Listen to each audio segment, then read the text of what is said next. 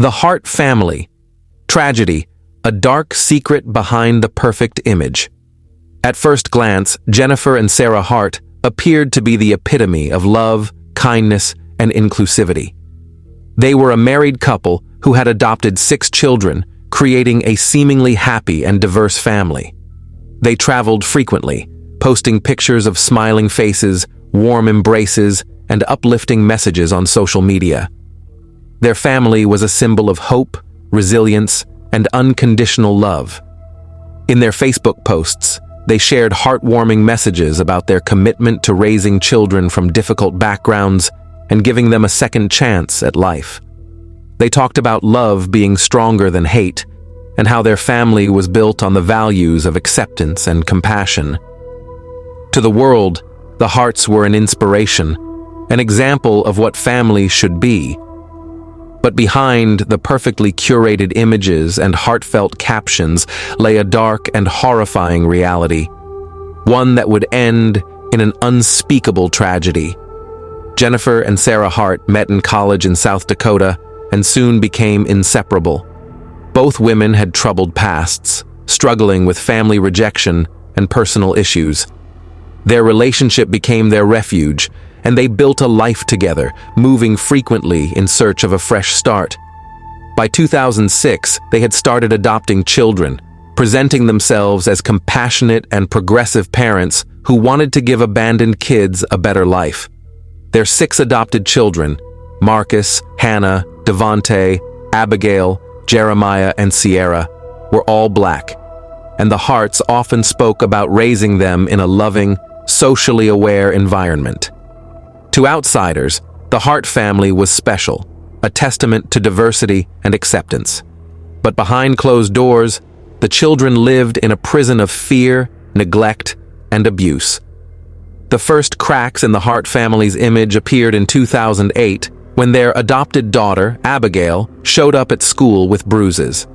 She told authorities that Jennifer had hit her with a belt. Though Jennifer pleaded guilty to domestic assault, the case was dismissed as a misunderstanding, and the Harts moved states to avoid scrutiny. As the years went by, more alarming signs emerged. Hannah, terrified and starving, jumped from a second-story window to a neighbor's house, begging them to hide her. She said her parents abused them, and that they were punished for the smallest things, including being forced to stay in bed for days without food. Devontae, known for the viral photo of him hugging a police officer during a protest, was constantly seen begging neighbors for food. He claimed that his parents withheld food as punishment and that he and his siblings were starving. Teachers and child welfare agencies repeatedly reported the Harts for neglect, but the family evaded consequences by moving states and homeschooling the children. Though many saw the warning signs, the Harts always had an explanation, weaving an elaborate web of lies to maintain their carefully crafted image. Jennifer and Sarah presented themselves as parents who had adopted children from traumatic backgrounds, explaining that their kids had food issues due to their past experiences. They convinced others that the children were acting out due to trauma and that they were merely struggling with behavioral problems. Each time a teacher, social worker, or neighbor became suspicious, the Harts quickly moved away, severing any connections that could expose their dark secret. In March 2018, everything began to unravel.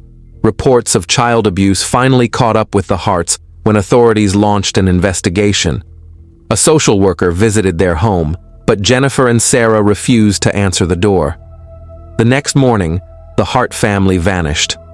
On March 26, 2018, a passerby saw a crushed SUV at the bottom of a cliff in Mendocino County, California.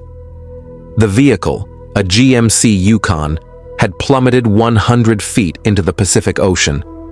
Inside, investigators found Jennifer and Sarah dead in the front seats. 3 of the children, Marcus, Abigail, and Jeremiah, were found lifeless near the wreckage.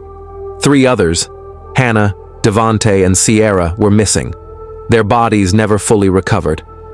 At first, investigators believed it was a tragic accident, but soon, chilling details emerged.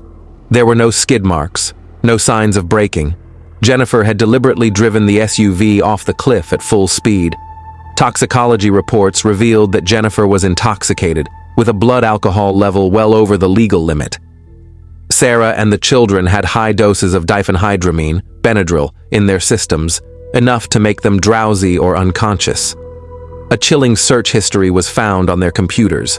Queries included, "Can 500 milligrams of Benadryl kill a person?" and "How much water do you need to drown someone?"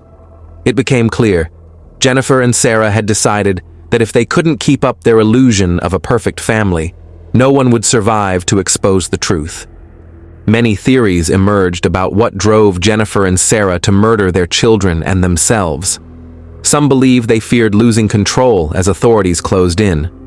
Others speculate that their narcissistic need to maintain their public image outweighed the lives of the children they claimed to love.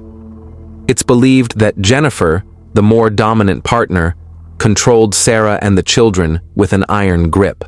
Sarah, while complicit, appeared to be afraid of Jennifer, possibly trapped in an abusive dynamic herself.